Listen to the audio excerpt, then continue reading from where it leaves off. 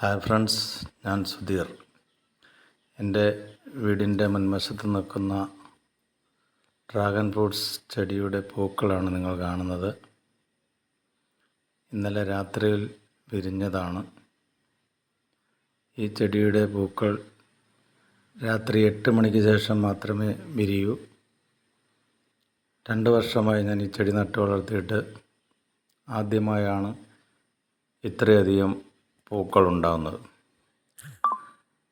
ആ സന്തോഷം സുഹൃത്തുക്കളോടൊപ്പം പങ്കുവെക്കുകയാണ്. നല്ല രീതിയിൽ പരിപാലിച്ചാൽ ഏത് കാലാവസ്ഥയിലും എവിടെയും വളർത്താൻ പറ്റുന്ന ഒരു ചെടിയാണ്. ധാരാളം പൂക്കളും കായ്കളും എല്ലാം ലഭിക്കും.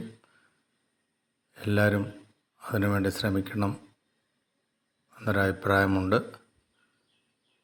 ഇഷ്ടപ്പെട്ടെങ്കിൽ ലൈക്ക് ചെയ്യുക.